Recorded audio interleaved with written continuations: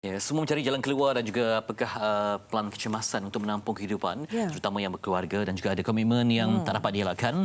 Dan hari ini kita nak berbincang dalam konteks dilema pengusaha hotel yang sama ada yang melibatkan yang berbintang ataupun tidak, dan juga bagaimana mereka ini mampu untuk mencari satu lagi strategi yang terbaik supaya pekerja yang sebelum ini mungkin diberhentikan dapat diserap semula ataupun ada gelombang lain yang dapat membantu dari segi pendapatan dan juga sebaliknya. Kita bersama dengan Encik Muhammad Halim American sebagai Presiden Pengusaha Hotel Malaysia. Selamat pagi. Assalamualaikum. Salam. Sihat ya? Alhamdulillah. Ya. Thank you. Baik, bagaimana penerimaan dan reaksi respon persatuan ketika diuji dengan COVID-19? Okey, memanglah keadaannya teruk. Ya, kita kena kenal pasti yang keadaan COVID-19 ini telah membawa apa orang kata sektor pelancongan dan terutamanya sektor hotel to a standstill. Langsung kita dengar kata hotel yang tutup, ada yang tutup sementara, kan? Sebab kos alirannya memang tinggi, ya. Sama ada hotel kecil atau hotel besar. So itulah sebabnya kebanyakan tuan punya hotel telah mengambil keputusan untuk tutup sementara ataupun tutup langsung, ya. Dan kita melihat sebenarnya mungkin antara hotel dah seolah-olah menjadi ghost town ataupun memang hotel berhantu orang kata, memang tak ada orang pun sekalipun, dan ramai yang cukup terjejas dengan merudumnya industri perhotelan dan pelancongan ini. Dan bagaimana Encik Halim sendiri melihat cara ataupun kebolehan kita untuk bangkit semula daripada kejatuhan ini, dan mungkin antara strategi yang boleh kita terapkan sekarang untuk memastikan kelangsungan kita pada hari yang depan? Okey, ya. Yang mustahaknya adalah pengumuman RMCO lah. Ya. Inilah salah satu cara yang mesti dilakukan untuk pasti sektor perhotelan dan pelancongan bangun kembali. Ya. Kita lihat dalam 2 hujung minggu sejak Jun 10 di mana pengumuman dibuat, ya, kami dapati tempat-tempat peranginan terutamanya yang ada pantai, ya, seperti Port Dickson, Langkawi, Penang, ya, Melaka, di mana kami lihat okupansi hotel telah naik balik. Ya. Ada yang merekodkan okupansi hingga ke 80% gitu, ya. Seperti di Penang kami lihat baru-baru ni banyak big bikers, ya, motorbike, kan, big bikers ni yang adalah 3 bulan kan lock up, ya, so semuanya dah mula keluar balik, ya, dan ini semestinya akan dapat membantu sektor perhotelan. Ya, disokong pula dengan kebenaran untuk mengadakan acara, ya. Seperti mungkin resepsi walaupun jumlah yang sedikit, ataupun sebagai apa juga acara yang melibatkan acara sama adalah kenduri lah, semua, kan. Jadi itu juga membantu. Jadi bagaimana untuk juga memberi kolaborasi supaya mungkin dengan pihak penganjur, kolaborasi dengan pihak hotel supaya kebersamaan itu wujud.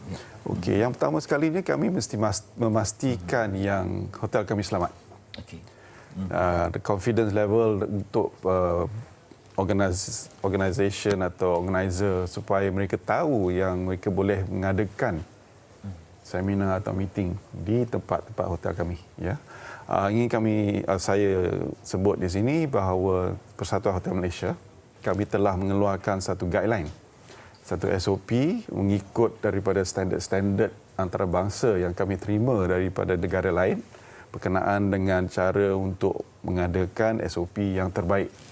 Dan ini telah dikeluarkan dari permulaan bulan Jun, ya, kepada ahli-ahli kami, dan kami juga mengeluarkan atau menyampaikan guideline ini kepada MOTAC dan juga MOH supaya mereka mengendoskan guideline kami.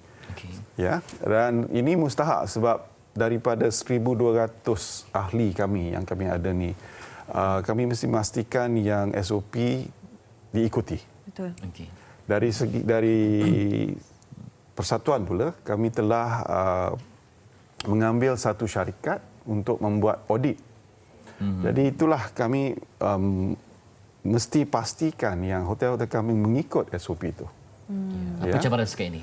Buat masa ni sekarang yang kami dapati daripada 13 cawangan kami yang kami ada di Malaysia ni, ya, pengurusi kami semua di cawangan itu telah melaporkan yang hotel-hotel telah mengikut. Ya. Dan saya sendiri ke Penang baru-baru ni dan saya melawat 2-3 hotel, saya dapati yang memang mereka mengikut SOP itu. Dan ini akan membenarkan kita punya pelanggan, memastikan yang mereka confident untuk datang tinggal di hotel.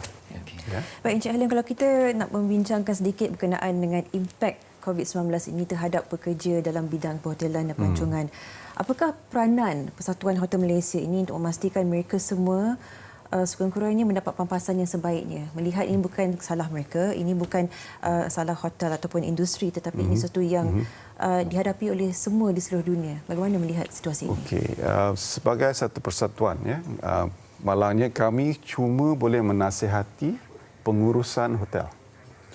Tuan punya hotel terpulang, ya, macam mana dia nak menjalankan perniagaan mereka, ya. Dan di sini sebagai satu persatuan kami telah mengadakan webinar mengenai sumber manusia di mana kami telah mendapat 3 peguam yang aktif dalam bidang berkenaan dengan hal pekerja, ya. Dan ini adalah untuk memberi pengetahuan kepada tuan punya dan juga pengurusan hotel apakah yang boleh dilakukan dan apakah yang tidak boleh dilakukan. Kami selalu mengingati mereka untuk mengikut undang-undang, ya, sebab pekerja mereka itu adalah kirakan aset mereka. Betul. Ya. Dan juga dari persatuan pula kami juga telah membuat banyak perbincangan dengan Kementerian Sumber Manusia dan juga MOTEK, Kementerian Pelancongan, untuk memberi mereka pandangan kami berkenaan dengan stimulus package yang akan diadakan oleh kerajaan, ya.